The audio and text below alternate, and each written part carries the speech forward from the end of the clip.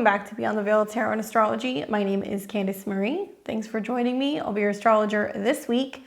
This is going to be the astro weather for the week ahead. We're going to be discussing the transits of January 21st through the 28th, 2024. I hope your guys' Sunday is going well. We have made it through January, guys. And to be honest with you, we have a very, very productive week ahead. We've got a lot of stuff going on with some Mercury-Mars contacts. Kind of feeling like I'm having deja vu. But I'm titling this video Strategic Success. Very, very positive week ahead for many of us. I feel like we have a fateful week on tap. This is such an important week for communication, ideas, contract sharing, and putting some kind of sense of action to what we've been thinking about. If you guys like my content, you want to see more of it, make sure you click the subscription button below. That little bell icon will allow you to subscribe to my channel, where you'll be alerted as to when I have new videos coming out throughout the week. We have new and full moon reports, sometimes eclipses, horoscopes, and weekly astro weather. So if you guys like this stuff, make sure you're subscribed. Equally, join me on Fridays if you'd like to get a reading. We're going to be doing readings by donation. We alternate between, tarot and astrology. So you guys can always find me here hanging out on Friday nights at 5 o'clock p.m. Pacific, 8 p.m. Eastern. And another way that you can support me is simply just by leaving me a comment or giving me a thumbs up. Any interaction with the channel or feedback is super positive. I read from all of you guys from all over the place. So I really appreciate your feedback, but it also helps the algorithm of my channel to help other people see my content. So make sure you drop me a comment below. So maybe you guys remember, this is why I said I had kind of like deja vu. Remember the end of December where we saw like that very confusing, while Mercury was retrograde in Sagittarius, came into conjunction with Mars. You remember that? Where we were like feeling like we were all over the place and it was squaring Neptune. Let me show you. Some of you guys are visual. But I believe it was like around the 24th, I want to say, last month. Yeah, it was. Well, actually, no, I take that back. It was a little bit later, right here, the 27th. So the 27th of December, we saw a Mercury-Mars conjunction. So I've done videos on that. We had that in Sagittarius. You're going to feel similar mental kind of impulsiveness this week because here we have another Mercury-Mars conjunction. However, unlike what we were dealing with in December, where there were some squares to Neptune, where we felt like we were spinning our wheels, maybe there was like some passive aggressiveness, there was some confusion about how to take steps forward, especially when it comes to our destiny. That whole week was like topsy-turvy. We're seeing another Mercury-Mars conjunction. So I'm going to be talking about that a lot today. I really feel a little bit more optimistic about this particular conjunction. I feel like it's going to be a little bit easier to navigate because at least we have some ways out. But just a reminder, there is just fateful things happening all week long. And this is such a productive week, especially for business commitments. So, a little bit on this week ahead, that seems to be kind of like what my theme is going to be for the video. It's not just the Mercury-Mars conjunction. We're also seeing squares to the nodes. So that adds another layer of, oh, I have to make a decision. I have to make a move. I have to make a change. For some of us, it's a cut or a commitment. So we'll touch on a little bit of like the Mercury-Mars aspects. Also, welcome to Pluto and Aquarius. Hopefully the last 48 hours or so for you guys has been going smoothly.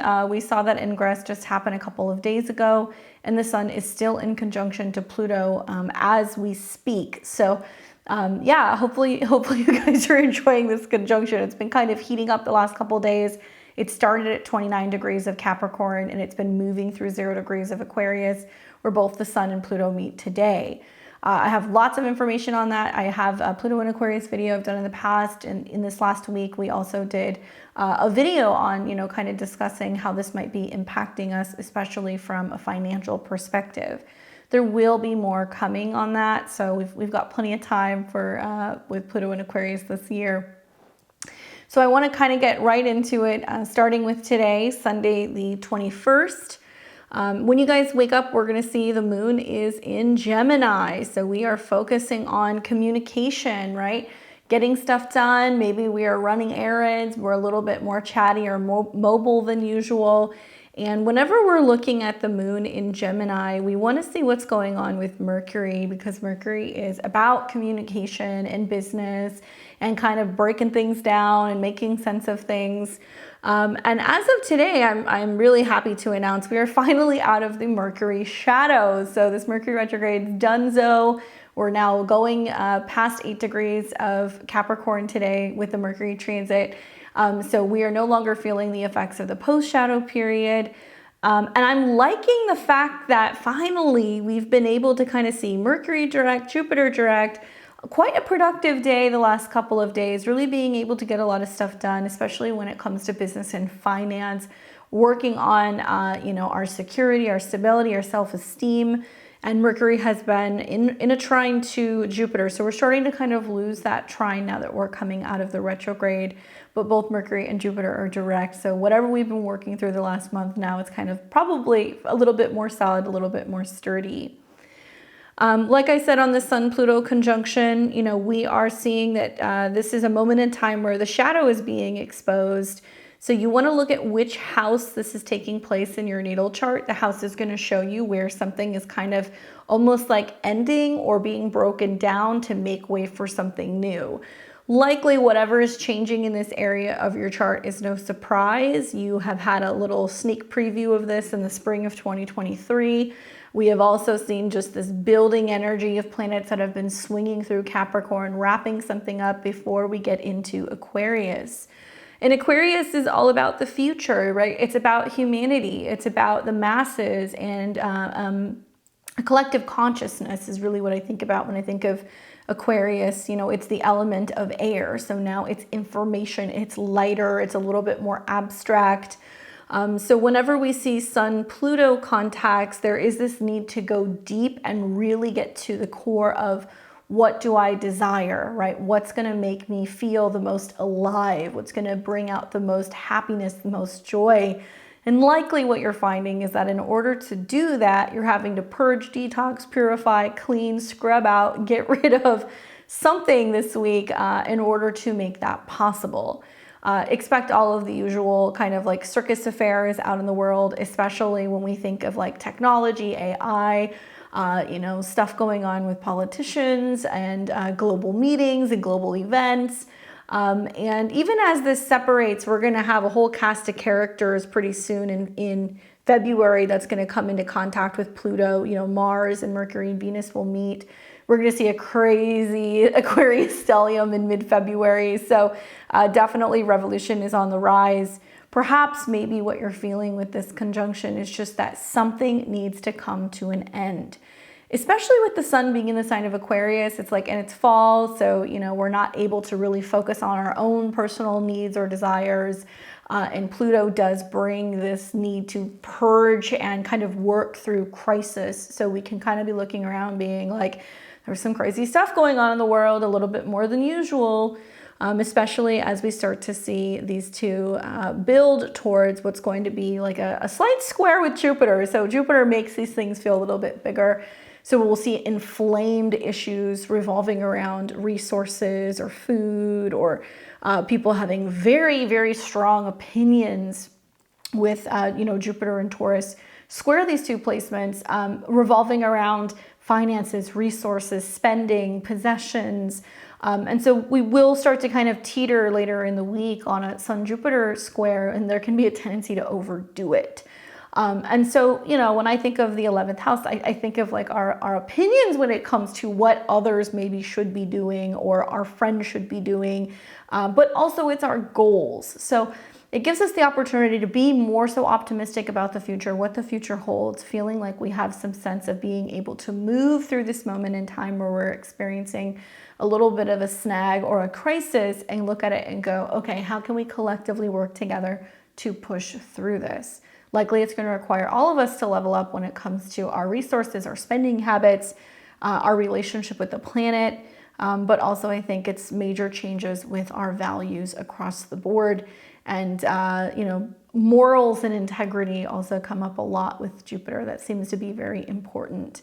I found myself doing this a lot recently. This last week, I found a content creator that I follow that put out a whole list of products, everything from, you know, food that you can buy at the grocery store to personal products to hygiene products, cleaning supplies. He made this master list after a year of going and kind of sussing out all of his grocery stores for what is basically owned by big business and what is either employee owned, what is either privately owned or family owned businesses. And then he gave a little bit of background on all of the stuff that was kind of labeled, right? Green or red, which is like red being the big companies, encouraging you to be more mindful and aware of where you're buying from and giving you the insight and the information to go out and then support those brands. Brilliant. I loved it. Such a example in my mind of, you know, planets going through Aquarius, squaring planets in Taurus. It's like, hey, here's the list, you know, of the several dirty dozen that are not necessarily helping you. Maybe they're contributing to, you know, brands or other companies that are, you know, wanting to keep you sick, fat, or unhappy. Support these smaller companies that are using natural products, or, you know, they are not connected to the big banks. And let's support them and let's kind of build those groups up. And a lot of what we'll see with squares between Aquarius and Taurus can be a lot of like voting with your money, or talking about what people are doing in politics with our money, how our money is being spent. And so there's no surprise, you know, Pluto will bring some issues with crime and corruption, but also things involving taxes. So I think you're going to hear a lot about increase in resources, food costs, energy costs. And who's making decisions about this, and like who's also profiting off of it. There'll be lots of discussions about that with some of these squares really throughout the next month. Anyway, so as we go through the Sun-Pluto conjunction, be mindful and aware in that area of your life. That particular house is going to represent an area something's kind of needing to get cleared out. Watch for the ego issues. Sun-Pluto can definitely bring up issues where we need to kind of really sometimes either identify where the ego is like throwing a tantrum and throwing a fit and it's just not having it, or where there is a tendency to not want to put our own needs aside or put our own, I think, goals aside. So on one hand, it can be where that's limiting us from being able to grow deeper in terms of our relationships to other people. But also you can see the shadow side of groups that we belong to and recognize and realize like, hey, this may not necessarily be for me. Really depends on your personal astrology. Anyway, we'll continue to see that moon move through Gemini all day long. And that's pretty much the only aspect that we're going to be seeing this particular day. So even when it takes us into the evening hours, the moon is going to keep moving through Gemini. Yeah, it's going to start getting a slight sextile to the North Node, so it's encouraging our own personal development, our own personal goals and growth and healing, right? Chiron's there. And it takes us into Monday the 22nd, and as we're waking up in the morning, the moon is going to be in a bit of like a complex T-square, a mutable T-square. So we've got the moon that's coming into a square with Neptune, so we can be feeling a little sensitive or unsure about our emotions, how to communicate our feelings. And the moon's also coming into an opposition with Venus. So I don't know, I always kind of feel with this T-square, I've noticed it a couple times throughout this last year or so with Saturn and Pisces. There's always a lot of like, something feels like it's missing, or something kind of feels like it's off, or, you know, not quite hitting that sweet tooth maybe. Something might not be hitting the spot for you guys on Monday morning. Obviously, when the moon is in opposition to Venus, there is a sense of longing for more partnership, togetherness, relationship, indulgence, right? And softness. And so with Neptune being the focal point, there is this sense of being like, I don't know what it is. I just feel like something is missing, or I feel misunderstood, or I feel overlooked. That'll hang out for a little bit in the morning before we start to see that moon ingress into Cancer. So watch for that T-square, watch for the confusing feelings, finding it difficult to relate. It should shift a little bit as we see that moon change signs. And the moon will go into Cancer in the afternoon, and it'll start forming a trine to Saturn in the PM hours. So likely we're feeling like a little bit more so grounded, stable, aware of what we need. Maybe we're feeling more reflective as that moon is forming a trine with Saturn. I definitely feel like this is great for getting some rest. And boy, are we going to need it, because we have a lot of stuff going on Tuesday. So Tuesday's quite a busy day.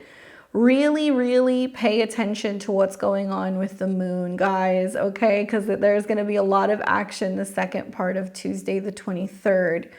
So the moon's at home in its home sign of Cancer. It's comfortable. It's focusing on security, roots, family. Maybe it's a little bit more sensitive than usual, but it's about taking action when it comes to your emotions. Your emotions likely are trying to tell you something today, especially because we start the day with the moon quincunx Aquarius and, the sun and Pluto in Aquarius. So it's trying to reconcile something. The way out of it is taking time to pause and reflect, maybe take a little bit of time alone, have a game plan before we get the show on the road today. Now, we will see later in the day, as this moon in the afternoon is starting to move through Cancer, the moon's going to make a ton of aspects that's going to activate a grand cardinal cross, which means we're going to have like a four-way stop where 4 different things are kind of going on at one time. We'll have the moon that's going to square its own nodes, which means that emotions, changes with the family, fateful events are taking place today. And we also are starting to see Mercury and Mars building into a square with the nodes as well.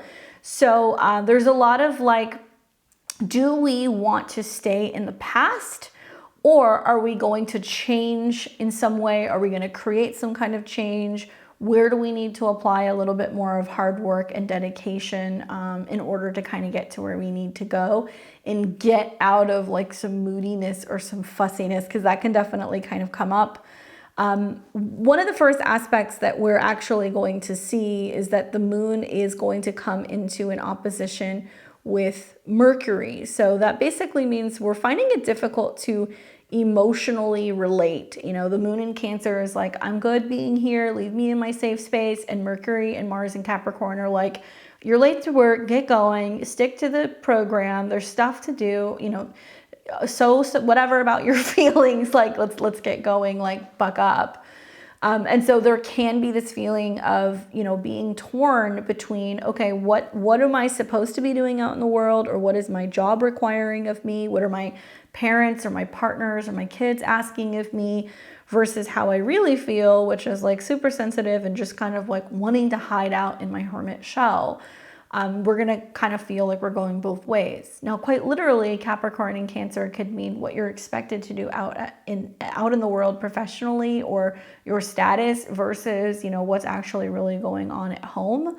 And so this opposition is asking us to find balance today, to say, I'm not going to work from 6 a.m. to 9 p.m. and skip my meals or time with my dog or hanging out with my family. It's like really trying to find that balance between, you know, our public life and our private life. So you might kind of feel torn a little bit. Generally, we see that with this opposition. We also can feel like with the moon in opposition to Mercury that people aren't being very understanding when it comes to our feelings, and we can have some pretty strong emotional reactions to that. That moon is going to keep moving, and then the next aspect it's going to make is an opposition to Mars, and this is in the PM hours, and this is where there can be some tempers that are kind of going on, especially because this Mars is exalted in Capricorn. So it's like, you know, working late, can't come home and have dinner, and then somebody goes, well, you know, I thought you said you were going to be here. I made dinner for us, and somebody's kind of like agitated because we're not finding that balance between the two. Mars also is heat and arguments and conflicts and things that get inflamed. And so in Capricorn, it's got a mission, it's focused on doing something. And the moon, to me, seems like the best way to work through this opposition is to lean into the sextile to Uranus. That's like, okay, pivot, be open to making change. Let's try to find, you know, like a midpoint where everybody can kind of work together. Maybe you say, okay, you know what? I'm going to eat dinner and I'm going to leave it for you on the stove. And when you come back, we'll have, you know, a cocktail together, or we'll have dessert together, something like that. So you can find ways to be able to kind of meet in the middle. I use these terms in regards to food and resources because it's sextiling Taurus. But it can also mean that you're changing the way that, you know, you look at your values. And you may find that it's the complete opposite of this, that some people are going, you know what, I'm actually going to leave on time today so I can go and be with my family, or so I can meet my friend for dinner, or so I can get home and, you know, catch my favorite show. So you have an opportunity on Tuesday to really ask yourself, where are my priorities? Do they feel good? Are they really leaning into what I feel like I'm supposed to do for, you know, work reasons, productive reasons? And like, how are my feelings or my emotions reacting to that, or my family reacting to that? And where can I make some adjustments?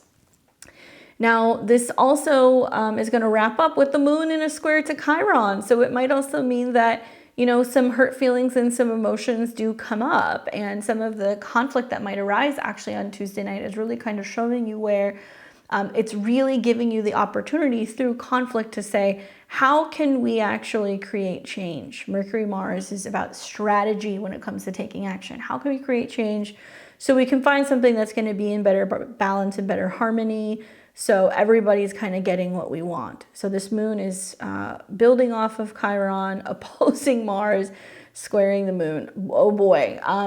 My advice is keep your schedule light, late afternoon going into the evening on Tuesday. If you know you have plans, try to stick to them. Leave a little bit of buffer time. Realize that there's going to be something that might pull you in one direction, and then you're going to be kind of wanting to go in the other. And how your emotions are kind of playing out is really showing you what direction you should be going in. All right. So besides that, we're going to see Venus also enter into Capricorn. Venus will enter into Capricorn earlier on the 23rd. This is a big deal because Venus rules the South Node. So that South Node in Libra, where we are coming out of codependent relationships, we're getting out of laziness, we're maybe letting go of relationships that don't feel supported. I could definitely see Tuesday being a day where some people have some tiffs with friends, family, or partners, and they look at that other person and they go, you're just not giving me what I need. And that could make some people kind of recognize like, okay, I need to kind of take some active steps going in a different direction when it comes to my long-term goals, right? Capricorn, when it comes to relationships. And for some of us, some of this Mercury Mars is a lot of, I'm cutting this out, I'm letting this go, I'm ending this, because Mars can be that snip that needs to happen. Primarily also because we're really focusing on self-preservation, I think, with planets in Taurus. I think our values are changing. So we're starting to kind of realize like we're evolving and we're not focusing so much on maybe the physical. We're kind of getting out of the physical. Maybe we're realizing that there needs to be a sense of, you know, updating what our priorities are. And that means that maybe we need to be paying more attention to, you know, what the changes are kind of, you know, taking place in ourselves and in other people collectively. So that way we can continue to kind of better relate to each other. But as we start to see throughout this week, planets coming into Capricorn, squaring the nodes, we are now seeing like midpoints being activated from the eclipses in April and also, you know, the fall of 2023.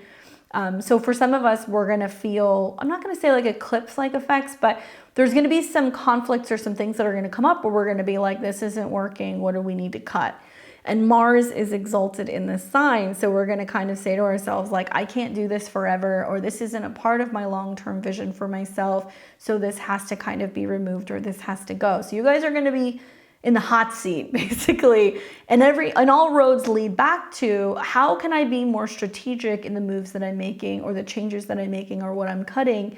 And I'm really doing it because I'm realizing and recognizing that in order to be more successful or get to where I want to go, or become the best version of myself, these things have to change. So you guys will be feeling this. And this isn't me saying you have to give something up, but my goodness, with some Pluto contacts, with some Mars squares, likely we're going to be pushed through some kind of inflamed situation, argument, agitation, something to be like, okay, we're going to call this a wrap.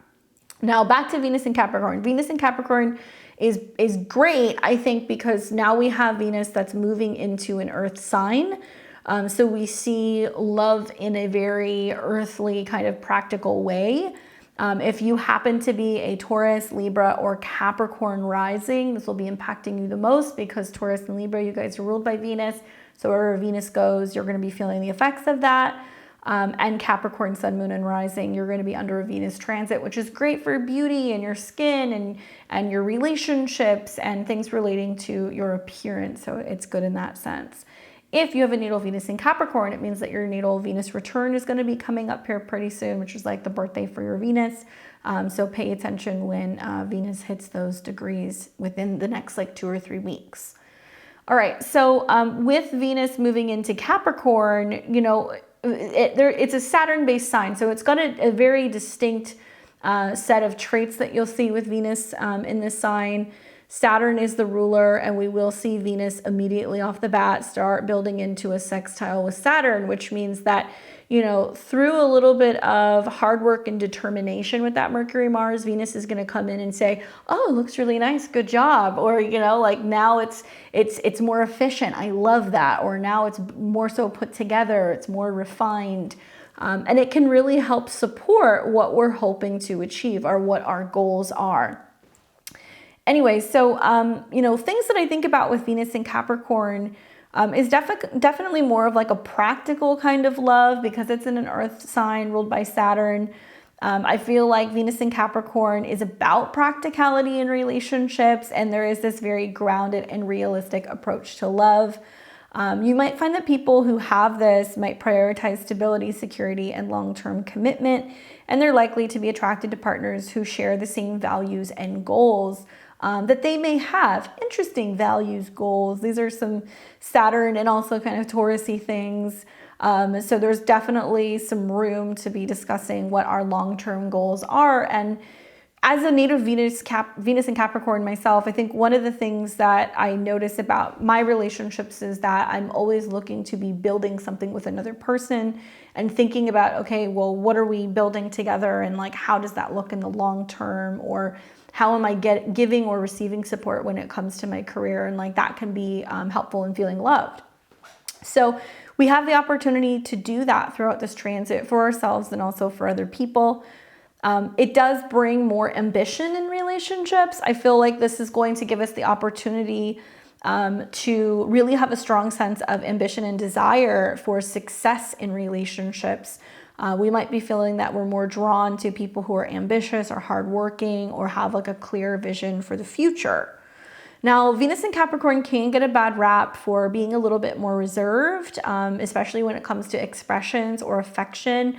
They can be a little frosty, but primarily that's because this is a sign that's associated with Saturn, so it can be seen as being more cautious. But I think that it's about being more cautious in how love is expressed. And affection may be demonstrated through practical gestures like loyalty and a steady presence rather than grand romantic gestures. So we're not in a fire sign any longer. Now we're in a sign that's like, okay, you know, I'm thinking about what's best for you, so I'm helping you in this manner, or I'm helping you when it comes to getting a promotion, or helping you find, you know, the perfect headshot for work. I mean, silly examples, but that's really how Venus in Capricorn can kind of perform. One thing I will say is that this is a placement that's known for being very patient and also, you know, having an enduring love. And I think a lot of this is because Venus in Capricorn realizes that relationships are built on a solid foundation. So individuals may be willing to invest time or effort into relationships for long-term success. They appreciate the value of time in building a strong connection and may also take their time when it comes to building a relationship as well. So some people may notice, well, it's taking a little bit longer to get to know this person or for them to kind of open up to me. We may feel that matters of love and business are taking a little bit longer, but what Saturn teaches you is that things can age like a fine wine. So good things are worth working hard for. You know, a relationship is not just going to come overnight. So you might find that there is less satisfaction and immediate gratification in relationships like casual connections and hooking up. And you may feel more drawn to really putting in the time or the effort when it comes to a relationship, a friendship, a project, things like that over the next few weeks. They do tend to be a little bit more traditional because Saturn is associated with tradition and structure. And I think that this is really reflected in the values of Venus and Capricorn individuals because they tend to have traditional views on relationships and appreciate customs, rituals, and, you know, social kind of connections that are more, that are more kind of more conservative. We do, I think all week long, we're going to see with some of the aspects, at least to Jupiter, that there's opportunity for us to really be thinking about our finances. And so I like that, because Venus in Capricorn can not just play a role in like love and relationships, but it can be about the financial aspects of partnerships. And they think a lot about security in a sense of material and emotional realms. After all, Venus is about, you know, that emotional relation, right? So, you know, I think that there can be really big things happening with relationships this week. We're going to see Venus that's first going to come into a sextile with Saturn. So there's some support, and then a trine to Jupiter. So there can be some big expansion and stability in relationships, a lot of growth in relationships, but it's also going to be through a lot of hard work and effort and dedication. Be mindful that with Venus in this sign, we may be feeling a little bit more reserved with our aesthetic preferences. Generally, Venus in Capricorn is a little bit more refined and traditional. So they appreciate classic and timeless styles with an emphasis on quality and durability rather than fleeting trends. So if you find yourself like reaching for that turtleneck or your strand of pearls, or maybe something that's just a little bit more uniform looking, that's because Venus has moved into this particular sign. Now, one thing I will say is with Venus in Capricorn and Mars in Capricorn, this is a wonderful time. If you're like wanting to go and do your aesthetic injections, if you are wanting to do anything cosmetic with teeth, if you're wanting to do some anti-aging skincare, facials, things like that, like I've been waiting to do all of this stuff during these transits for this reason. Not only are we going to see trines to Jupiter, but we're also going to see sextiles to Saturn. So wonderful time if you want to indulge in some of this stuff throughout the next week or two. And then finally, I feel like, you know, the one thing that I also noted is just, you know, professional networking and love. Definitely Venus in Capricorn can influence how individuals approach social interactions. So there may be opportunities through networking and social connections where you can be kind of using this transit to have much more of like a strategic mindset, and relationships may have a professional or business-oriented dimension. So it's great for going and relating to people at work. Love can be found in the office space. We might find that we're getting along better with bosses and superiors. And there's opportunities maybe to kind of like network and mingle and connect and meet people who could potentially be romantic connections in the future. Stay tuned. Probably the next video that I'm going to be doing is I'm going to take Venus through all of the aspects, and we're going to talk about it more so specifically through the 12 signs. The one bit of this that's going to interest me the most is actually going to be when each and every one of these planets square the nodes. It looks like we've been in an extended, you know, Sun square the nodes, and we've seen, you know, the nodes that have been squaring Pluto really since the summer. But Mercury and Mars will square the nodes before Venus does. So you're going to see some situation going on where maybe there's a little conflict and irritation, and then Venus comes in and she kind of like smooths it over, you know, as they start to square it. I think it's going to be closer to next week, but just pay attention to what's going on with Capricorn. I don't know how you can with the retrograde that we just had. All right, so that's going to lead us to the 24th. This is Wednesday. Things calm down a little bit, to be honest with you. This is a little less of an active day. The only real note that I have is that we're going to see some lunar transits. So very early in the morning is when we're going to see that moon square the nodes. So it could be like Tuesday night, Wednesday morning with that moon square the nodes, that just events that come up for us emotionally or involving the home give us the opportunity to go, okay, am I gonna kind of be crabby and be in my feelings, or am I gonna make some changes? And then we wake up on Wednesday and that moon's gonna start coming into a trine with Neptune. And then we're getting ready to start kind of building into what will be that full moon in Leo. So the moon's going to keep going, it'll sextile Uranus, not really seeing anything other than some lunar transits. I guess the only thing, is it exact? Yeah, even that's not happening yet. Mars is building into a square with Chiron, and maybe you feel that. Maybe that was a part of some of the kind of scuff up that happened the previous day. But then this is going to take us to the 25th, which is going to be Thursday. And when we wake up in the morning on Thursday, the moon is already in Leo. So, you know, I feel like the events with like watching the moon go through Cancer and making all this square, and then it goes into Leo, is like this really intense buildup before we get into the full moon in Leo.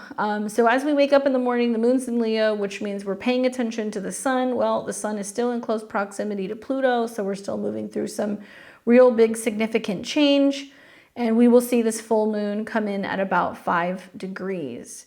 Now, I did do a video on this if you guys didn't catch it. I feel like this is such a over-the-top full moon. If you want my hot take, a Leo full moon always has a little bit of like drama and pizzazz, but this particular full moon starts with an immediate opposition to Pluto, and then we see the full moon kind of perfect, and then just after the full moon, it will come into a square with Jupiter. So the 25th on Thursday is a very dynamic day. There's a lot going on. There's a lot of really big energies. I feel like, you know, the square to Jupiter is saying that we're experiencing now like a fixed T-square. So there's quite a few T-squares this particular week. Jupiter's the focal point, so I kind of chuckle when I see this. That's like, okay, the change is good. It may seem dramatic and intense and over the top because the moon's in opposition to Pluto, but really the change is meant to be really benefiting us some way. It's meant to bring us more resources, more stability, better self-esteem. But yeah, Jupiter can kind of feel like it's just like blowing up this full moon, like it's a balloon that's about to pop. And I think really with the moon being at 5 degrees, the question is like, what does your heart say? And like, where is there some drama that's coming up, maybe within friendships or for us on a personal level? There is definitely a lot of room for creativity because this is a Leo full moon and a 5. It's also going to be about romance. So we might be feeling that there are some romantic situations with our committed relationships or just getting to know people that might pop. Likely, we're also going to see that this is a full moon that's all about taking chances, and where you can see that there could be big risk and big reward that is definitely associated with Leo. And I'm really curious to see kind of what's going on with the stock market because that's Leo as well. You know, these squares to Jupiter makes me feel like there could be some big stuff that's brewing. So be asking yourself during this full moon, what does your heart say?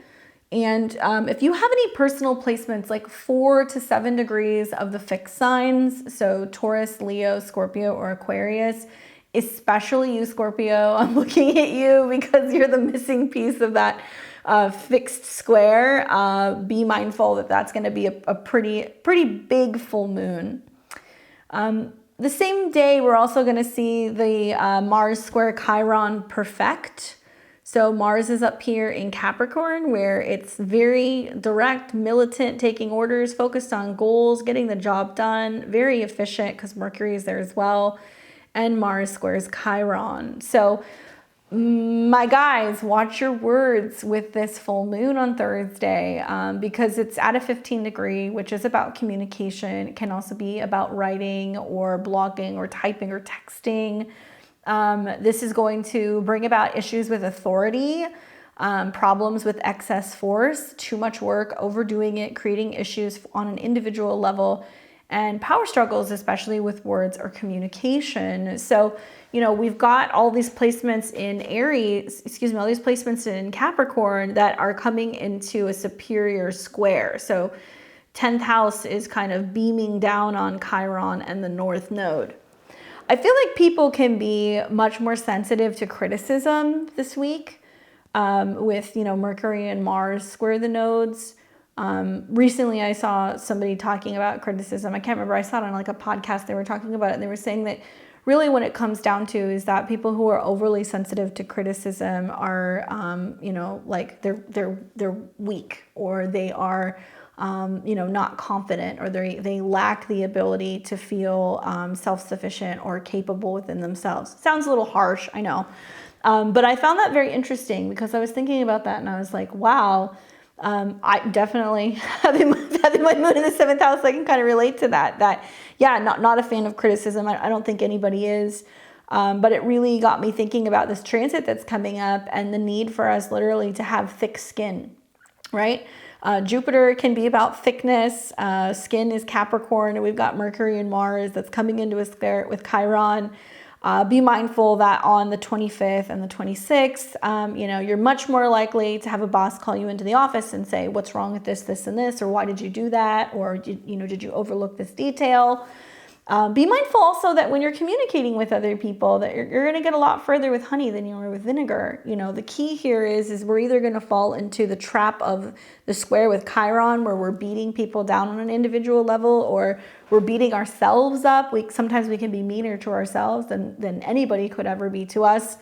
Or we're going to drop into this trine with Uranus, where we're going to go like, you know what, this isn't working, but how can we create change? And I love the Venus building into a trine with Jupiter, because it's really saying that we can empower one another. We can be thinking about, instead of beating people down and telling them what they're doing wrong, building them up.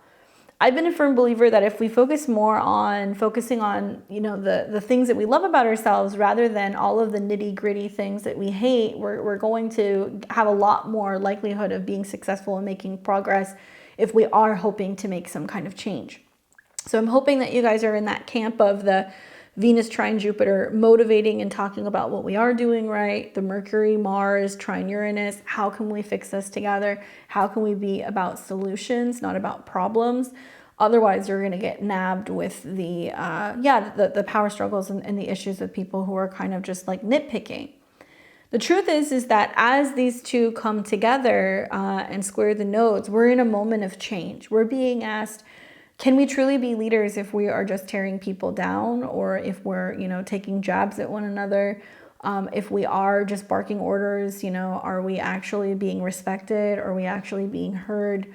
And that's likely what happens when we see this conjunction between these two planets.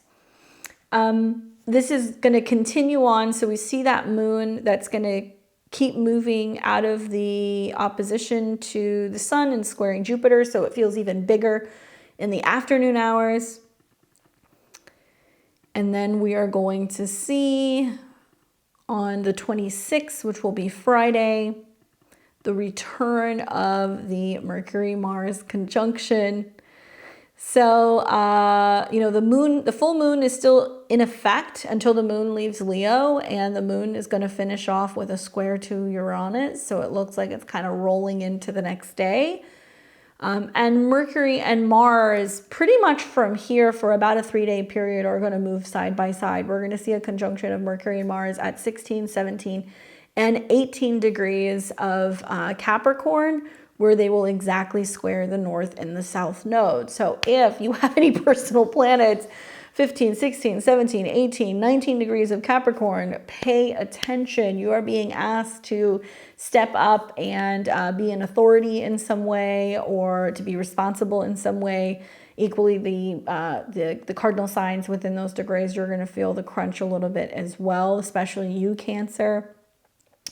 So we wake up and that moon is still in Leo and it's squaring Uranus. So we are kind of wildly responding to some kind of change of resources, or, you know, food, money. And there's a lot of action with the moon being in Leo, because we see that the sun, which rules Leo, is square Jupiter. So for me, the 26th is like a over the top, we could do too much type of day. I feel like there is some sense of responding to job numbers, or responding to something in regards to health matters, because this is at a 6th degree. Then we're going to see Mercury come into conjunction with Mars at 16. So this is a degree that deals with Cancer. And for me, that can be like, you know, moving things around in the home, organizing furniture, you know, talking about what we're going to be doing with our family. It can also be about reflecting on the past in some way. You know, that full moon in Leo, because Leo is about leaders, you're going to be hearing a lot about, you know, discussing, you know, who is and is not leading, or whether or not we're feeling like there needs to be a change in leadership. So I could definitely see some very highly opinionated people, especially within politics or business even, that's kind of, you know, peeping up with that Mercury-Mars conjunction. Not much other than that. We're going to continue to keep seeing the moon move through Leo, and it looks like we're going to be seeing it in the morning on the 27th. This is on Saturday, and it will then start coming into it'll come into Virgo in the PM hours. So on Saturday afternoon, the moon will ingress, and then we're focusing on Mercury. So Saturday is also a really great day. I feel like Saturday and Sunday for journaling, for signing contracts, for talking and having meetings. Sunday probably a little bit more, but you're going to feel this because Mercury rules Virgo. So when the moon's in Virgo, we're getting organized, we're being of service, we are crossing things off our to-do list, we're walking the dog, folding the laundry, watering our plants, and it wants to focus on something that is routine and something that is practical. It wants to feel stable. So there's some sweet and salty aspects here. On one hand, the moon will oppose Saturn. So we're going to kind of feel like, okay, we actually have to get up and go. We have to get things done. We can't hide away, sleep in, or kind of self-undo. But I feel like those of us who are willing to be more productive on Saturday will be rewarded because we're experiencing a trine to Jupiter. So we're learning new habits, maybe, you know, trying to be healthier, trying to be more proactive and efficient. And we also see the moon is in a trine with Venus. So we kind of feel like, hey, maybe on Saturday night, we're making better choices. We're like, okay, we're, you know, getting some work done earlier in the day, and we're having fun in a responsible way, and maybe even making healthier choices when it comes to how we are actually socializing. Saturday night can be great for like social events that are networking related, stuff in regards to business as well. That trine is going to happen into the late PM hours. So this will be now bringing us into early Sunday. And we're going to continue to see that Mercury-Mars conjunction happen. And now it's at 18 degrees. Okay, so Sunday the 28th, we see Mercury conjunct Mars now for like the third day in a row. And it's square the north and the south node. So Sunday is the day, guys. What do I see with this conjunction? Well, for starters, it's happening at 18 degrees. So it'll go from 16, 17 to 18. Mercury and Mars together with an exalted Mars makes me feel like this is about being dynamic and assertive in our communication and our thought process. Expect there to be a need to practice more assertive communication. The conjunction will amplify the assertiveness and the direct nature of communication. And we may be expressing our thoughts and ideas with confidence and assertiveness. And this is a day where we don't want to be afraid to speak our minds, and we can be much more persuasive in our communication style. All of these 18s that you're seeing, okay, represent a Virgo degree. So if we were to use degree theory, I know this is the coveted book, everybody's looking for it. That's why I share it with you guys. If we look at degree theory and what Nicola had to say, 18 degrees relates to work, the workplace, colleagues, coworkers, workshops, offices, working conditions, and to be hardworking. So we're having to work hard when it comes to our goals. We're having to work hard when it comes to communicating with other people, or maybe holding ourselves to a certain standard because it's squaring that north node. It's also about those who work for us, employees. 18 degrees is a little infamous because it deals with health and illness. Health centers, general practitioners, everything associated with health. Those who cure. This is also about prescriptions. Macrobiotics, the healthy way of life, the service industry, clients, those who request services, subtenants, and those who rent, veterinarians, domestic animals, food shop, to analyze, assess, or play chess, stepfathers or stepparents, clothes, where we keep clothes, aunts, uncles, stomach, teas, honey, and beehives. So I know I'm throwing a lot of like random stuff at you, but likely we're going to see if Mercury is the mind and communication and Mars is action, we're going to see it around these things. And I think we're going to start hearing more about job numbers. Yes, you're probably sick of hearing about that. We're probably also going to be hearing more about the service industry, or we're going to be hearing about what's going on with health or illness matters, which unfortunately I think is the case, especially because Saturn is the ruler of Capricorn and it's hanging out here also at a Virgo degree at 6. So there's a reason why all week long on social media or on the internet, you've been hearing people at Davos, you've been hearing people on the news, you've been hearing, you know, certain people within the administration talking about, oh, this new virus, disease X, this, that, and the other, you know, what's coming, the next big thing. Because we're going to start seeing all these 18s that are kind of coming together that's talking about the future of what might be some health related matters. Does something happen on this day? Not necessarily.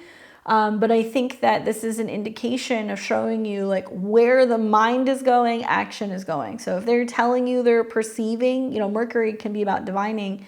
If they're assuming that something is coming, like, you know, actions are being taken to prevent this. And we're hearing about this, that there is preparation for some of this stuff that is supposedly coming. The problem is that when we've seen conjunctions across the board, you can go back to summer of 2022 when we saw the Jupiter, it was the North Node Mars Uranus conjunction, right? Since then, we've seen a lot of people who've gotten sick. So when we see these squares involving an 18, there's going to be some talk about like government intervention or like moves, or, you know, that are being taken in order to, you know, provide and like protect for individuals. But it's squaring the North Node, and the North Node is ruled by Mars, which means there is probably going to be talk about things that are going to be implemented for health purposes that may not be beneficial for individuals. That's all I'm going to say on that. With Mercury and Mars in conjunction, I think the positive is that we have the ability to be more strategic in our thinking, because, you know, that's what Capricorn can be about, because they're goal-oriented. So we see the opportunity to be highly focused in achieving our objectives and approaching problem solving in a systematic and organized manner. So if you're experiencing a problem, it doesn't matter which house it's in, you know, look at the theme of that house. If you're experiencing an issue here, this is going to give you the opportunity to go, okay, let's find a solution, right? Let's find a way around this. How can we make a change?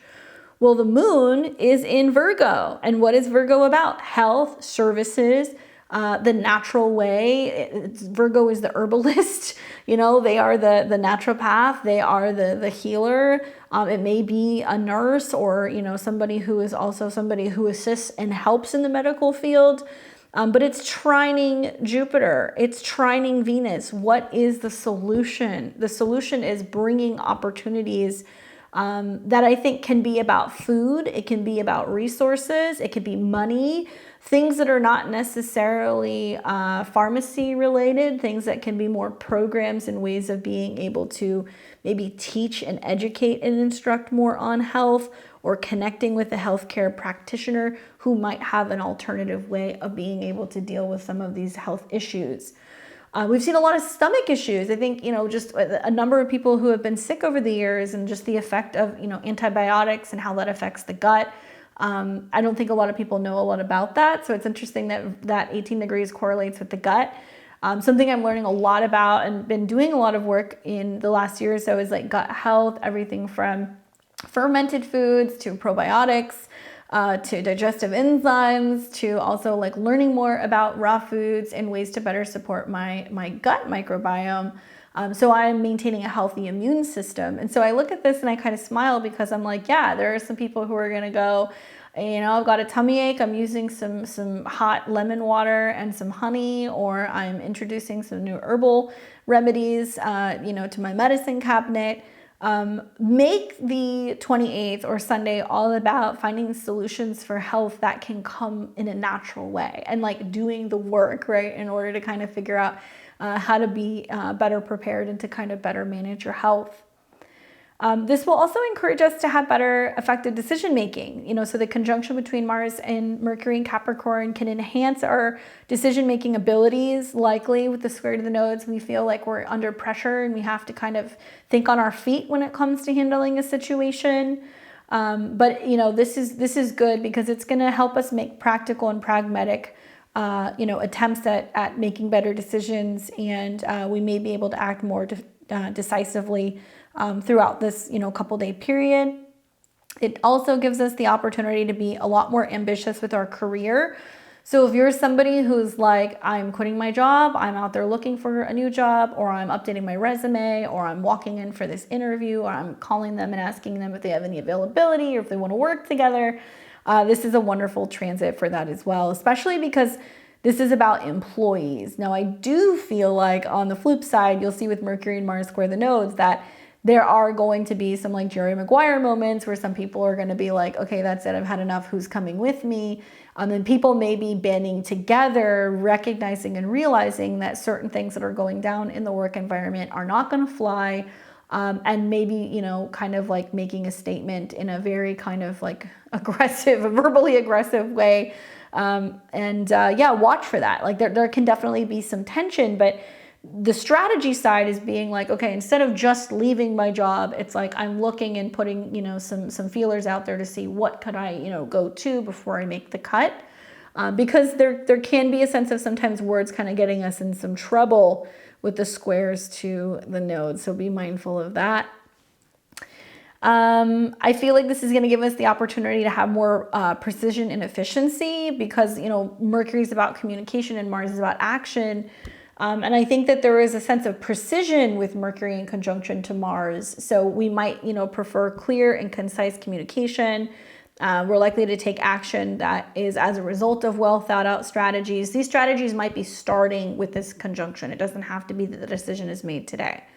But obviously this is going to, you know, give us the opportunity to really challenge ourselves and to be patient, to practice discipline. I think this is going to be about, you know, working with a sense of urgency and learning how to balance our drive for action with the patience required for long-term success, because that's really what Capricorn is about, right? That's why they're the goat. Try to focus on goal-driven communication. Talk more about where you're going, not where you've been, not what hasn't been working, but what you're actually actively doing to create change. Try to be motivating for other people, and really focus on, you know, aligning yourself with your objectives, and watch for lots of intellectual stamina, because there is a sense of, you know, feeling like we have much more sustained mental effort, especially when focused on achieving our goals. So we can become very fixated on getting the job done, perfecting something, getting it right, making it perfect, being able to complete something, right? Something like that can be coming up. So really, like Saturday and Sunday, these are going to be the days that we're going to see the most productivity. Now, when I looked at the Sabian symbol, I looked at the Sabian symbol for 19 degrees of Capricorn, because we round up when we look at that symbol. And the Sabian symbol is a child about 5 with a huge shopping bag. I did not remember this one, so I had to kind of look this one up. So let me read it to you. And if you guys have this book, it's page 323. Capricorn 19, a kid of about 5 with a huge shopping bag. The keyword is expectation. The theme is great expectations. The symbol speaks to the spiritual stewardship. The image of a child about 5 with a huge shopping bag also alludes to the ambition and optimism. The emphasis in the 1953 commentary is on an inherent sense of responsibility for the welfare of others and a desire to serve the community of the extreme the individual's particular range of skills. A willingness to try is suggested by the child taking on the responsibility far beyond what ordinarily would be expected of her age. This image also stresses special self-fulfillment through a quickening to opportunity or a joy to the opportunity to be of service. The implication here is that the chance for success is equal to the amount of effort put forth. At the highest, the symbol represents a strong sense of responsibility, remarkable courage, and sincere desire to be of help. Watch for biting off more than you can chew or a tendency to be a copycat. The accent is on responsibility. You may be tempted to volunteer or take over some special project. The greatest advantage lies in asking the right questions before you commit yourself. Guard against taking on more than you can handle. Don't overestimate the abilities and disappoint yourself and others by falling short of what you promised to achieve. Stepping stones are ambition, aspiration, enterprise, enthusiasm, struggle, strain, responsibility, endeavor, undertaking, attempt, courage, desire to help, or willingness to try. Yeah, I mean, I look at the squares and I kind of feel like with Saturday and Sunday, if you say you're going to do something, be prepared to follow up. Know that you'll have a lot of support from the transits. I really feel like if you guys think back to what I said to you about the transits at the new year, that there was a lot of retrogrades, that you would have the opportunity either at the end of January or sometime in March to set your New Year's resolutions. This is another one of those moments. Okay. So if you want to set New Year's resolutions and you get sick of your job or of a situation, or you're really kind of at a point where you're like, okay, now I'm ready to do something, this would be the time to do it.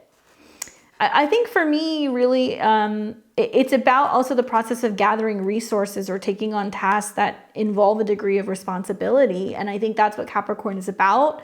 You know, the squares to the north and the south node seem to indicate that this is an opportunity for evolutionary growth, where we can grow and mature and take on, a new role, or we can evolve on a soul level or on a physical level or a professional level, in ways that really serve our highest good and our growth. I think in a broader sense also that, it can be about a symbol that's encouraging us to embrace responsibility, learning from practical life skills, and understanding the importance of managing resources for future success. And it can signify the potential for early development or a strong work ethic or a sense of purpose. I see this as a sign of practical skills and understanding the value of resources in achieving goals. You guys hearing the words that I'm saying over and over? Value, goals, success, achievement. These are all Capricorn and Taurus terms, and they're all trining each other. See, unlike the last time where we had a Mercury-Mars conjunction, it was square to Neptune, and we were like lost in translation. We didn't know where we were going. We had big ideas, but we were unsure of ourselves. Now with the Mercury-Mars conjunction, we know what we have to do, even if it's going to be uncomfortable, even if we're going to put ourselves, out in the open and be vulnerable. And the key here is to be willing to improvise, be willing to create change. What we will see is that Mars and Mercury are beginning to trine Uranus. And when they trine, it'll be more so next week, but it's going to be at a 19, which means we need partnership to do that. We need support. We need teachers. We need coaches. We need a better, dialogue with our spouses. I think we need more support when it comes to our friendships, because Aquarius can be about the collective. So instead of having this conflict, it's like, what are we going to do to kind of fix the situation?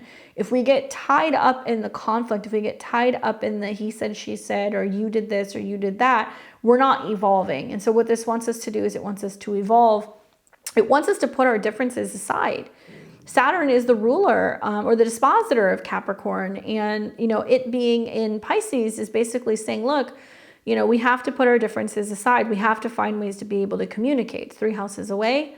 Let's talk about, what we can both, agree on, or what our vision for the future is, or what we're hoping to achieve. After all, Pisces is a sign that can be positive. It is a Jupiterian kind of energy, but also where we're working together to move past blockages or visibility issues, or, moving past where we have kind of been limited. And Saturn can definitely be a little pesky because it can feel like a barrier that we're trying to break through. But Saturn does very much support Capricorn, not just because of the sextile, but because it's the ruler.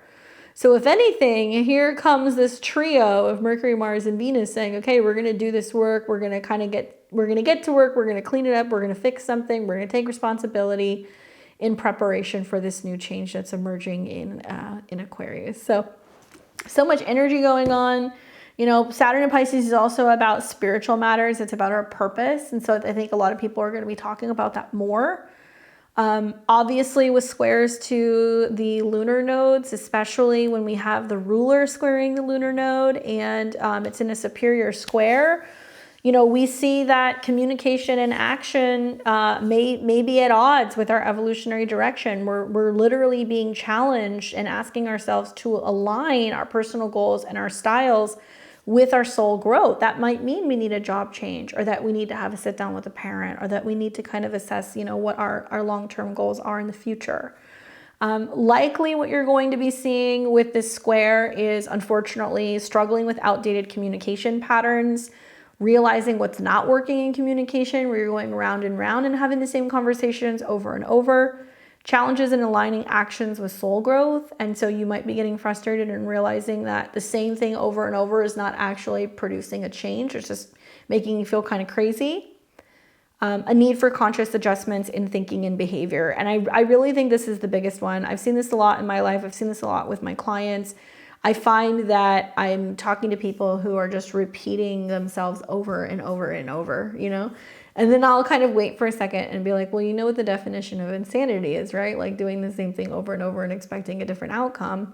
And then there's a lot of quiet on the other end of the phone, you know? People start to realize, yeah, you know, I am having the same conversations, or I am spinning my wheels, or I am getting frustrated because it's not changing. So really this is about, you know, the need for conscious adjustments to thinking and behavior. And in order to do that, we need to pause and reflect, because that's, you know, what Saturn is telling us to do. Or 3 signs away, we need to listen more, speak less, right? That might be the lesson. We need to sit down and meditate before we start our day. We need to be journaling more. We need to be walking more. We need to be reading more. Things that are encouraging us to reflect and really think about why we're becoming so reactionary, or why we're feeling almost like a way that everything has to be met either with resistance or with conflict. It doesn't have to be that way, right? I think also this is about balancing our personal ambitions with the collective or relationship needs of other people, and recognizing and overcoming obstacles to personal development, because, you know, that happens here as well. We're going to wrap up this day basically with the moon coming out of the opposition to Saturn. It's in a trine to Jupiter, so we're feeling optimistic about some of the changes that we're making.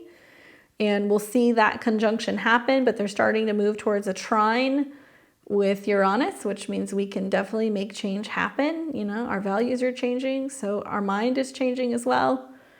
And then we're going to see a really lovely Venus trine Jupiter at a 7. So much of this is about being able to kind of work through challenges and being able to kind of better relate to one another. And where a little bit of conflict or friction gives us the opportunity to learn, I think, how to better kind of communicate and work one-on-one with other people. Anyway, that's the week at a glance. I do want to take you guys very quickly through the 12 rising signs, because I feel like this is so important. Mars transits really need to be watched because of that North Node, and we're in that closing square. So let me show you guys. Let's see. So we've got Mercury and Mars. Let me remove some things so you guys can see a little bit better. So I want to take you through the 12 signs, the rising signs. I want to show you guys the Mercury, Mars square the nodes. Let me put Chiron in there so you can see that as well. And I'm going to give you just a few hot takes in terms of what to watch for and how to better kind of work with these energies this week. As always, I am a Western astrologer, so I focus on Western astrology. I'm not a Vedic astrologer. I will be using the whole sign method for this particular transit. Let's see, make it Aries. The people who this is going to be affecting the most obviously will be Capricorn risings, because the conjunction's happening in your sign, especially anywhere around 15 to 20 degrees. Equally, Mercury ruled charts. So my Geminis and my Virgo risings, Mercury is aspecting Mars. So you're the one who's kind of agitating Mars with your questions, your actions, your travels maybe, or maybe you're experiencing a little hostility with people. And then my Mars ruled charts, Aries and Scorpios, you guys are going to be particularly, I think, triggered with this transit, because Mercury is coming into conjunction with Mars. So people are going to be talking to you about change and transformation of some kind, or action or motivation. And cardinal placements 15 to 20 degrees. So my Aries, Cancer, Libra, and Capricorn, you guys are all feeling this. So pretty much everybody is feeling it. I think there are some people who are mutable signs who are like happy to not be hit by this. But the truth is that when we have planets square the nodes, everybody feels the effects of it. Just these cardinal signs are going to feel it a little bit more. Okay. All right. With that being said, I'm going to start with my Aries and Aries risings. What I'm going to be talking about is how Mercury and Mars are squaring the nodes and what to watch for. So for you, Aries and Aries rising, Mars rules your chart. So with Mercury and Mars at the top part of your chart, squaring the north node and the south node, really what you're seeing is that there's opportunities for professional ambitions to really be the focal point. Wherever Mars goes is where you are. So you're really busy at work or within your professional life. And professional ambitions need to align with personal growth. Balancing career success with family or emotional fulfillment is key. Now, I say that because it is also relating to the opposition, right, to your fourth house. There can be important business discussions, work conversations, contracts, or meetings that are coming up. And you may feel like you're personally being kind of victimized by, people who are being a little nitpicky at work. And I feel like this is a major turning point for your relationship, either with employees at work or with bosses or with your career, where you're really figuring out what it is that you do want to be working on, or what your purpose might be also because of that 18 degrees. Let's see what the tarot says. The card that I get is the Magician. I love this for you because I feel like this is kind of saying like you have the ability to create change. If you want to make a change, if you want to launch something, if you want to come up with a new idea, if you're wanting to present something new at work, a solution maybe it might be what you're kind of bringing up, or a way for being able to, better kind of navigate your professional space. This is as above, so below. So I love that you have all of these placements up here that's saying that you're taking action and you're making things happen. But the more that you're doing that, it can also better kind of assist what's going on the home front as well. Good luck, Aries. I've got Taurus and Taurus rising. You are going to be doing the Mercury Mars in Capricorn. So it's in a fellow earth sign. So it should be trining some of your placements. And this is going to be taking place in the 9th house, and it's squaring the north and the south node in the 6th and the 12th. Well, for you, my Tauruses, this can be about higher education and belief system influencing your career decisions. This can also be about balancing personal philosophy with society's expectations. I think that, for me, the Mercury-Mars conjunction is a lot of really thinking about, okay, what are my values? How am I applying this when it comes to my career? Am I really walking the walk and talking the talk?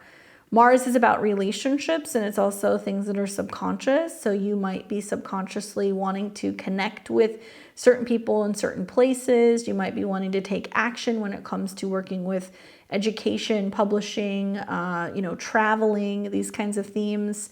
And there can be some fateful conversations or encounters with people, either that could be further away at a distance, or people who might be working within spiritual or kind of like educational forums. Let's see what the cards have to say for you, Taurus. The card that I get is the 3 of Wands. I wonder if this is about you making plans when it comes to traveling. So you might be kind of like, negotiating with somebody about, okay, where do you want to go and how are you going? Literally it can be about like purchasing or planning a trip or airfare or other things that you need in order to go somewhere. The other way that I could look at this is that this can be about you really reevaluating, what your values are and how you can kind of be applying that more so to your career. And if you have any planets around that 16 to like 17, 18, 19 degrees, the trines to your ascendant are helping bring much more pleasure and kind of like beauty to your life throughout this process. Good luck, Taurus. We've got Gemini and Gemini rising. You'll be doing the Mercury-Mars conjunction in Capricorn in your 8th house, square the north node in Aries and the south node in Libra. Well, my Geminis, this is important because you are coming into contact with Mars. So for this conjunction to be happening in the 8th house, it does touch on shared resources and financial matters that are changing. It may, require you to have some conversations with a partner about shared resources and making some changes for personal growth. This is also about balancing personal transformation with joint financial goals. And Mercury coming into conjunction with Mars might be about you going, okay, we are making this investment, we are making this purchase, or, needing to cut, release, detox, or cleanse things out of your diet. There can be important conversations also relating to inheritances or insurance as well. But I also feel like it can be about changes or negotiations for salaries, because the 8th house is other people's money. I think about how Saturn is the dispositor of this, and it might mean that you're having to have some, back and forth negotiations about taking a job, what you would get paid, what benefits somebody would give you, or you can be making, decisions with a partner about whether or not, one or the two of you need to make professional changes because of a financial matter. But this is supposed to really help you evolve, especially when it comes to growth in a partner's resources. So that way you guys can both be reaching your goals. Now, if you don't have a partner, then it's going to deal more with people that you're working with. And the 8th house is the house of personal transformation. So you're going through a big transformation in some way relating to these topics. The card that you get is the Justice card. So this is also about balance and fairness, equality, weighing the pros and the cons with another person. This can definitely talk about a lot of this effect, being connected to other people making the decisions, and trying to kind of do making the decision that's going to be the best decision for all parties involved. Good luck. Okay, so we have Cancer and Cancer rising. You will be doing this conjunction between Mercury and Mars in your natal 7th house.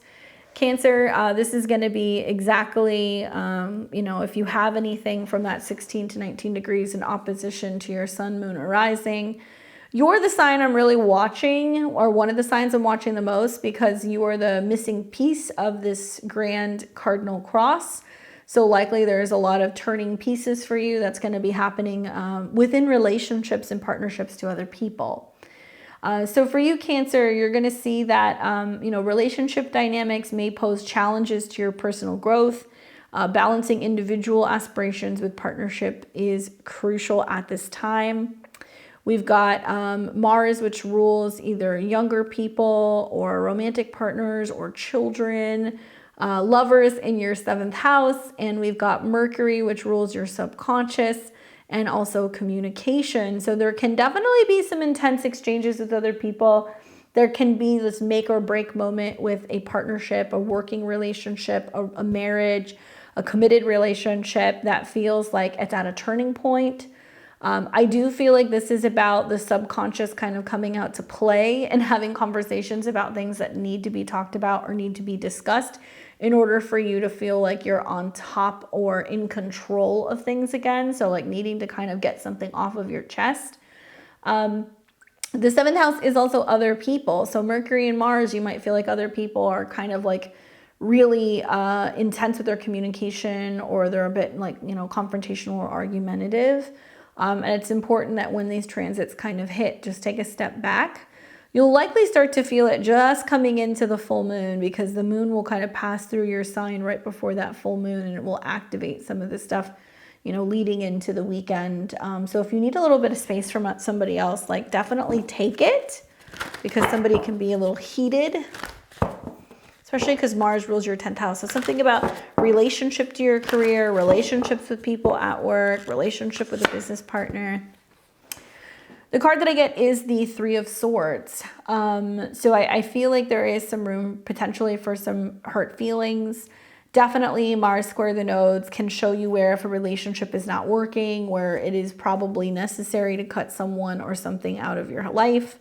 It is possible that you are sharing, or somebody is sharing with you, where they have been hurt or they've been disappointed in the past, and like there's a need to really have those conversations, pull the swords out and heal that issue. And I feel like there's no, you know, with planets square the nodes, there's really no avoiding whatever is coming up during this time. So if somebody's telling you how they feel, or if there is a blow up of some kind that needs to happen, you need to attend to that. That way you can kind of start working on being able to heal the issue. Good luck, Cancer. That's a difficult card. Let me know how that goes. We've got Leo and Leo rising. You'll be doing the Mercury-Mars conjunction in Capricorn in your natal 6th house, which is about health and routine or your workspace.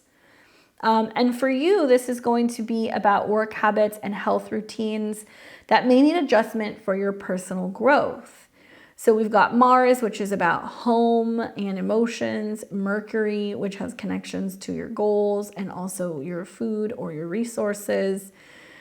For you, Leo, this is a lot of getting out of your own way. I feel like you're going to see that full moon that's going to happen between you and another person. There can be some relationship tension if you are partnered that can come up as a result of this, because the Mercury-Mars is 12th house to your 7th. So it can be bringing some tension either with your relationship to a committed relationship or people in the workplace. If you're wanting to quit a job or quit a bad habit, now would be the time with this conjunction. I do feel like it's about learning a little bit more about health and wellness. Maybe it's about doing some research into better health habit or diet routines. And also I think this is, like I said, a little bit of like getting out of your own way. Especially because this is about like self-care and your well-being. And, you know, to have Mercury and Mars, maybe you realize like, I need to stop consuming something, or I need to stop smoking, or, you know, I need to go back to the gym. I need to be more productive, or I need to be, you know, creating a schedule. Something like this is likely to come up that's going to show you, you know, how you can really make that jump to have better health. And I do think it's about reducing or eliminating something because of Saturn in your 8th house. Let's see what card you get, Leo. The card that I get is the 4 of Coins, which makes me feel like old habits die hard for you. Like there's a sense of being like, no, I don't want to give that up. You know, I'm not ready to really like make that jump or make that change. I want you to think about what's happened during the retrograde. You've had Mercury retrograde here in this area of your chart. You could have had some health or habit or diet changes. And like, did that work for you? You know, do you find that, you know, the retrograde was showing you, you know, where you could make some tweaks that could be better? I feel like Mercury and Mars is saying like, it's time to make the investment, whether it's time, it's financially, it's, you know, in your habits to really have better health. And I think you're going to be maybe a little reluctant or a little unwilling to give someone or something up. Okay, especially with that full moon. So if you happen to have a really intense full moon, you want to lean into habits and routines and healthy things that you can be doing to kind of counterbalance some of the intensity that can come this week. Good luck. We've got Virgo and Virgo rising. You'll be doing the Mercury-Mars conjunction in your natal 5th house. Now, this is taking place in your 5th house, square the South Node in Libra and the North Node in Aries. And Mercury is your chart ruler. So wherever Mercury goes is kind of where you are. And Mercury is conjunct Mars. So you're feeling probably really passionate is what I'm thinking. There can be a lot of creative energy, a strong focus also on your romantic relationships and having playtime. This is all about creative pursuits and self-expression and needing to align that with your long-term goals. So it's like, am I just having fun, or am I actually creating something, you know, with purpose? This is also about you really focusing on balancing your personal desires with responsibility relating to children or romance.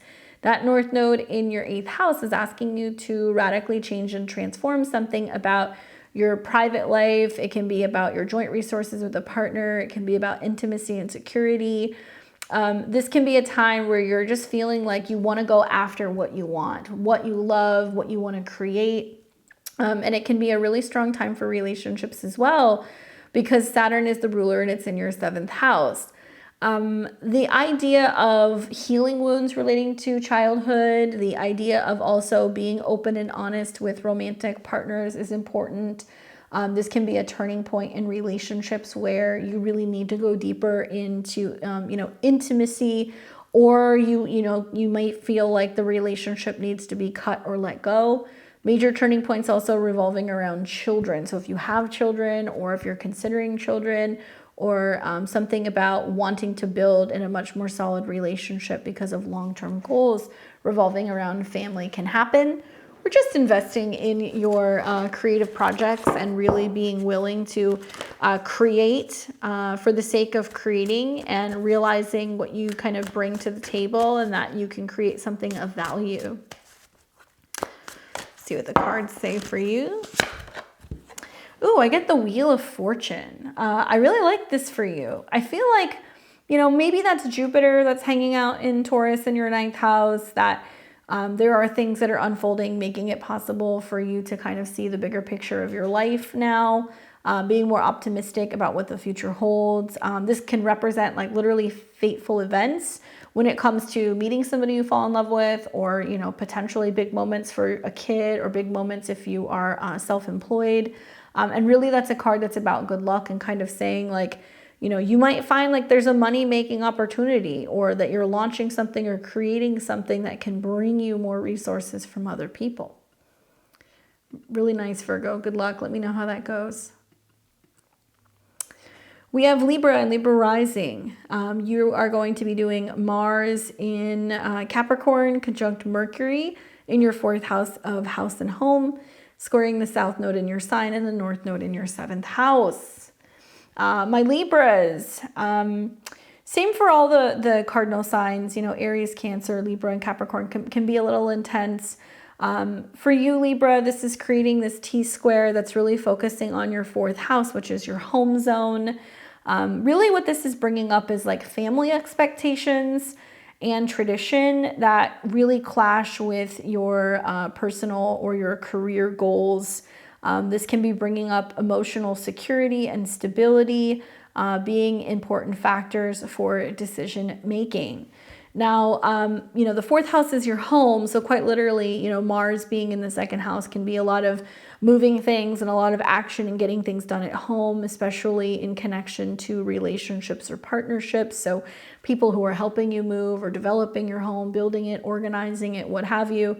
But Mercury and Mars in the 4th house seems like there's like a lot of like tension in family dynamics, or with roommates or people that you live with. If you live with a partner, there can be lots of conflict with a partner that can literally be, making you feel like you don't want to be home, or that you want to be alone because of Mercury's connection to your 12th house, making you feel like you're uncomfortable or being pushed out of your home, or being pushed out of your old ways of reacting.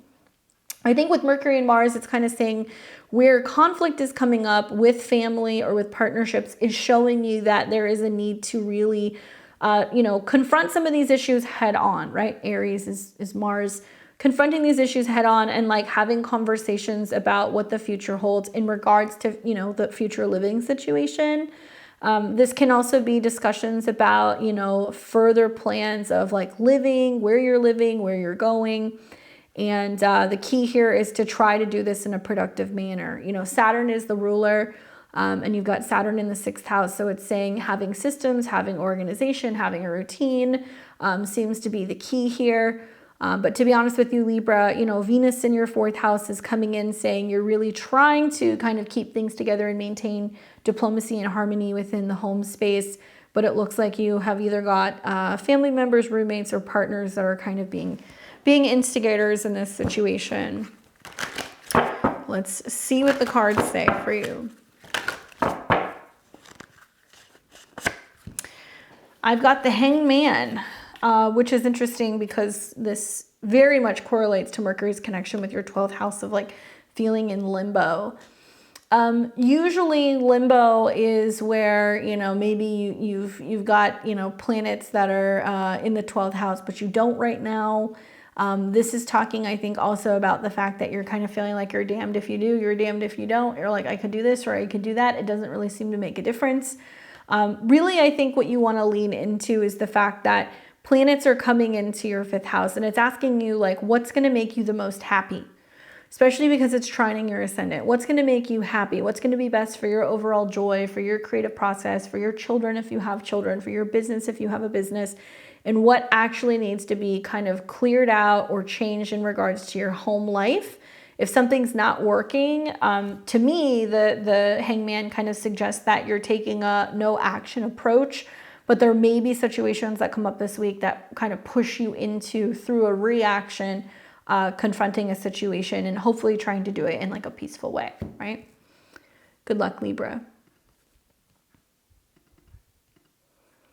We've got Scorpio and Scorpio rising. You will be doing this Mercury-Mars conjunction in your natal 3rd house.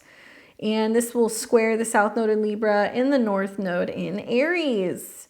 Well, for you, Scorpio, this is really important because we've got a lot of Pluto stuff that's happening for you this week. Pluto and the Sun just moved into your 4th house, so there is some major changes that are kind of in the air when it comes to your home and family. We have got Mars, which is your traditional ruler, coming into conjunction with Mercury. So really the 3rd house conjunction here is all about communication within the immediate environment, needing adjustment. And it's also going to be about potential sibling relationships or neighborhood dynamics that could impact you in some way. 3rd house is also communication. It can be vehicles, it can be gadgets. But Mercury is aspecting Mars. So Mercury represents the goals maybe that you have, a relationship with friends. It also connects to some kind of change or transformation. You may be feeling like, you know what, I need to go for a run, or I need to go for a ride, or I need to go on a road trip. You may be getting ready to launch a new podcast, a website. You're working on something that you're learning.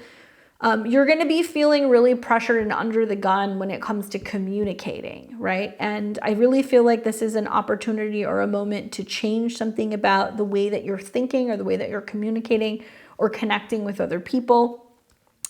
I think about how Saturn is the ruler, and Saturn is in your 5th house right now. So it can be about your creative projects. So it could be creative writing. It can be creative self-employment opportunities and things that you're kind of putting out there and showing on line through video or through things that you're editing. But this can also be communication and how it relates to your heart space and where, you know, you may be holding back talking about your feelings, or there can be a need to have difficult conversations with romantic partners or in regards to children. I think also, you know, of the squares to, you know, Chiron and stuff in your 6th house, that there can be this feeling of being under pressure with your schedule and like trying to move quick to get things done. And so I would say just really take your time to slow down, be thinking about some of your long-term goals, especially in trines to Jupiter in your 7th house. This can be about where you're getting positive feedback and stuff from another person who's really helping you grow in terms of your communication skills. Let's take a look and see what the cards have to say for you. Ooh, I get the Emperor, which is associated with Mars, by the way, and also Aries. So I think I was right when I was saying like this is about feeling like you're kind of crunched when it comes to your time or your responsibility. Definitely with the North Node in your 6th house, there's a feeling of having to be of service right now. And maybe it's like that service is having to talk people through things or communicating stuff more, and it's requiring more of you and to be like a little bit more professional. I think the Emperor is about being able to master something. And, you know, the Emperor can be about father figures, parenting. It can be about being your own boss. And I think it's about like learning how to communicate in a way that is mature and also like respectful. Like Mercury and Mars in the 3rd house it definitely has these undertones of being, you know, being Capricorn. So being the boss, but it's doing it in a way that's like, okay, rather than being super hypercritical or, you know, feeling like you're being pressured to kind of communicate quickly or to be short-tempered, learning how to really take your time and communicate and work through the conversations that are going to be about things that really matter to you. Good luck, Scorpio. We've got Sagittarius and Sagittarius rising. You will be doing this Mercury-Mars conjunction in Capricorn in your natal 2nd house, in a square to the South Node in Libra in your 11th, and the North Node in Aries in your 5th house. All right, so for you guys, Mars has connections to your subconscious, and it also is about creativity and your childhood, self-expression and romance, and then Mercury is about partnerships. So for you, Sag, this is financial decisions that might be conflicting with personal aspirations. I also see that there is a need to balance material security with the need for personal growth and development. So personal growth and development is the 5th house ruled by Mars. And Mercury and Mars are in the 2nd house of money. So this might be more financial for you. It's like, do I buy this or do I not? Is buying this really going to bring me happiness? Is it not? You know, this is a lot of work also in regards to your personal possessions, your self-esteem. When Mars is going through the 2nd house, it feels like you're spending more money than usual. And with the conjunctions to Mercury, it might mean on other people, with other people, you know, what you're planning on doing with money. And if how you're spending it is actually going to contribute to, you know, some sense of personal development. I really feel like this is also about your values changing in some way. And starting to kind of realize, you know what, like what you used to spend money on, you don't necessarily spend money on anymore, or what you didn't think was important in the past, now you do. And like, you know, now you're finding ways to be able to kind of make your money work for you, because the 5th house can also be about taking chances, and it can be about investments. Capricorn's ruled by Saturn, and Saturn's in your 4th. So this can be about investing in things relating to styling your home, or designing your home, or things that, you know, are going to be improving your home in some way. And it might be things relating to entertainment. So I think of like, you know, are you spending money on a game room? You know, are you getting a new TV? Are you bringing in or making tweaks or changes to your kitchen or your personal space so you feel like you have more room to entertain? And is that something that you value, right? That might be coming up. See what the cards say for you.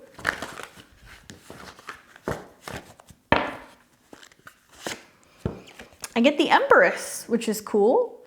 I really feel like, I mean, honestly, the Empress does relate to home and family matters. You've got Saturn in the 4th house, which is about really focusing on long-term goals and limits at home. And then you've got eclipses happening in your 5th house, which can be about children. So for some of you guys, it's like, you know, the financial commitment I'm making to having a kid, or, you know, where I'm at financially and meeting these goals to be able to better support my family, or to get to a point where you're open to the idea of doing that if that interests you. There may be some investments that you have to make into your business, into your beauty routine, into art, into yourself. You might buy something valuable and you're like, I really like this piece of art. You know, I'm purchasing it from another person. Could be Mercury. And bringing something in that's adding a little bit more of a touch of like luxury into your life. And Saturn also can deal with mothers.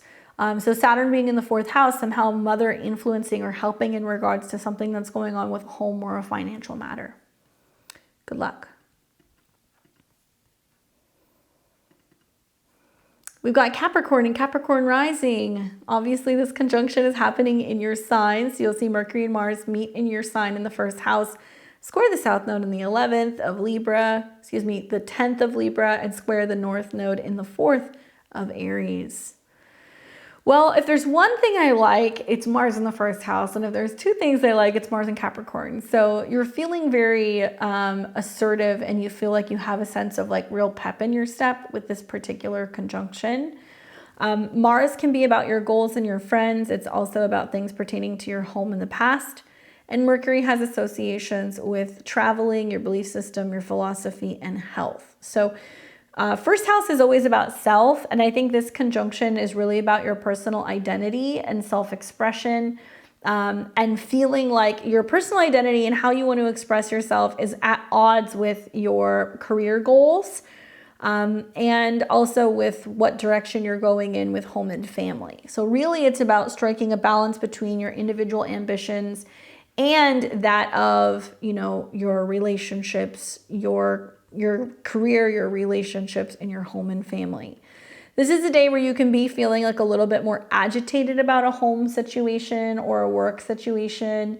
You may not want to be told what to do. You might feel like you have a lot more energy. So, you know, having an outlet, being physically active, going for a walk, going for a run or a hike can be really positive.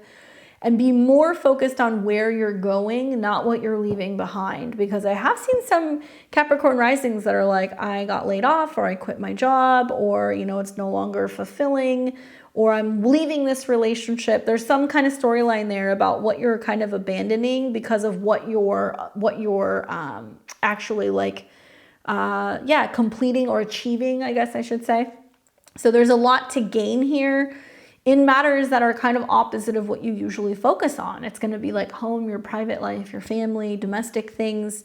So don't get too wrapped up in what you have to leave behind. Be more focused on, okay, I'm feeling really motivated. You know, these are the things that I want. Here's how I'm going to go after it. And just watch for some snippiness that can happen with family or partners or roommates at home. Also, you know, Saturn is the dispositor here. And it's in your third house. So it's about writing your goals down, speaking them into reality, sharing them with other people, you know, talking about how, you know, motivated you are for seeing something through.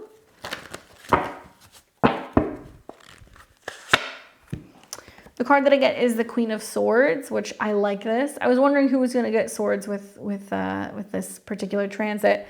Swords can also be Mars. You know, it can be about like really being direct with your ideas and your energy, and defending yourself, standing up for yourself, sticking up for yourself. I can see that with Mercury, Mars in the first house. Yeah, you can be a little snippy, but I think it's more about being in tune with what you know you're supposed to be doing, because that air element of the swords can be knowledge and information, and really sticking to it, like keeping your eyes and your mind on the prize. Equally, air signs can come in to help you, particularly women. So Geminis, Libras, and Aquariuses can pop in. So if you need help agreeing to something, signing a contract, moving, things like that, likely somebody can kind of help you with that process. Good luck. We've got Aquarius and Aquarius rising. You are going to be doing the Mercury-Mars conjunction in Capricorn in your natal 12th house, squaring the South Node Libra in the 9th and the North Node Aries in the 3rd. So you've got this conjunction in the 12th house, which is an interesting one because, you know, something is kind of like wrapping up and coming to a close still. Mars can talk about your career and reputation. It's also about communication. So lots of meetings and business stuff behind closed doors, feeling maybe a little isolated, a little private.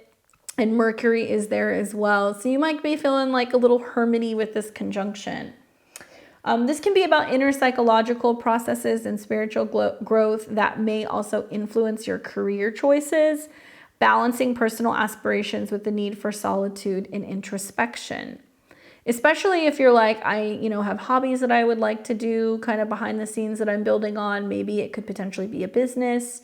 You might feel like you need more rest and recuperation with this, particular conjunction. You might be feeling a little bit more mentally restless or having some very vivid or unusual dreams with Mercury and Mars in your 12th house.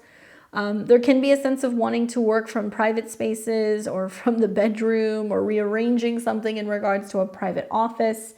And I really feel like this is about letting certain things that you've always done work-wise kind of come to an end because there's something new that's getting ready to emerge. And it might be like a new identity. So you might be telling people in future weeks, like, I no longer do this, I do that now. Or, this is something that's changing with me personally, but I've been working on this change kind of behind the scenes.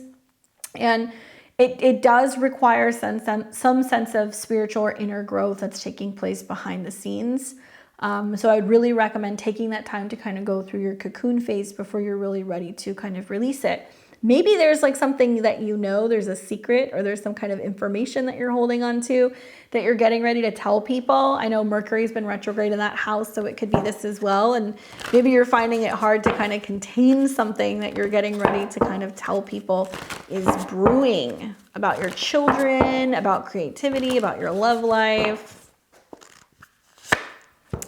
The card that I get is the Queen of Wands, which I think is cool with the Mercury-Mars conjunction because that can be kind of fiery.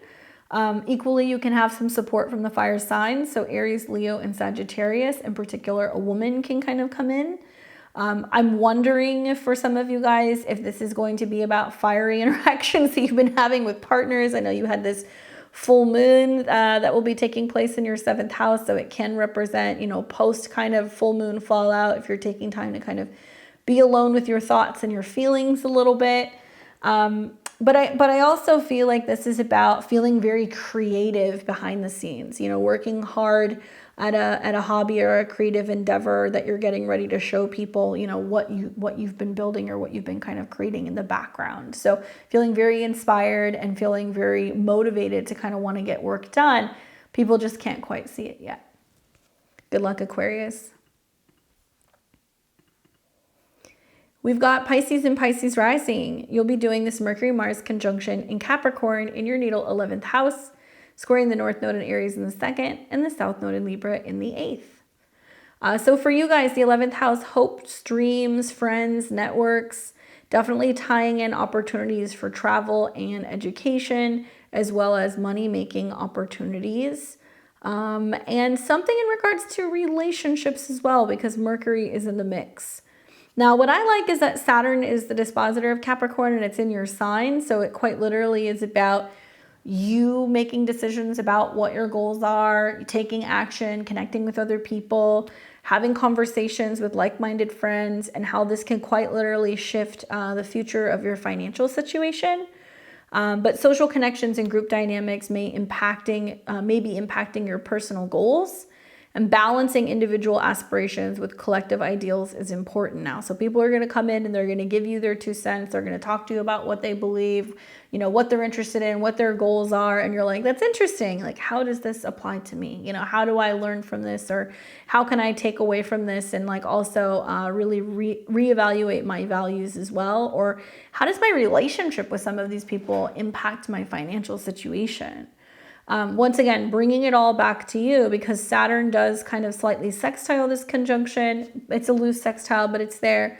And also Saturn rules it. So it's kind of like you saying, okay, what are your goals? You know, go and place yourself and be around people who are going to be like-minded. Go and hang out with people who are in your field. You know, go and connect and socialize and network and make those connections so that way you feel like you're not as much on your own, or maybe you're connecting with people who would really benefit from your expertise or what you know.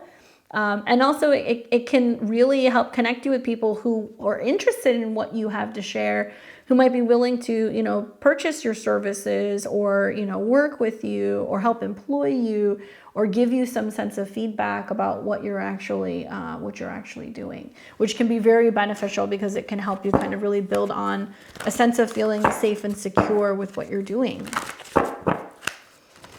Very social for you though. There are some social events that you're like, I have to go to. Even if you have to go stag, definitely go. Wow, the Emperor again. I love this. We got it twice during a Mars transit. Showing up, bossing up, being there, showing other people what you've got, being a leader. I also feel like this is really positive because it's basically saying you're taking much more of like a assertive and like kind of like confident direction, which you would never think with like Saturn maybe on your ascendant. But I think this is about people seeing you as somebody who is a professional, a leader, somebody who's kind of got it together and looking to you to like, you know, get some kind of support. So I love this, like, especially for networking and presentations. Equally, Saturn, you know, or the Emperor can be a little bit about like, you know, family and like father figure things. So it can mean that there's something going on in regards to like a friend's family, because Mercury Mars is in the 11th, or the relationship maybe that you have with some relatives. Maybe this is about bringing people home to, you know, interact with you and your family, or you're meeting other people's family in a social way. So it can be something involving other people's like parent. So watch for that as well. Hopefully that's helpful for you, Pisces. But yeah, let me know, guys. What do you think about this particular conjunction in the square? Where is it helping all of us, I think, kind of get the show on the road with things that we know that we should be doing, but maybe we've been postponing. It's going to add a little bit of like a fire underneath our butts all week long. Look forward to these really important and also kind of fated connections, conversations. Even if it's a little intense, it's definitely worth working through because we might be able to find solutions for the future and be able to kind of build a better future together. If you guys like my content, make sure you give me a thumbs up. Leave me a comment below. I'd love to hear from you.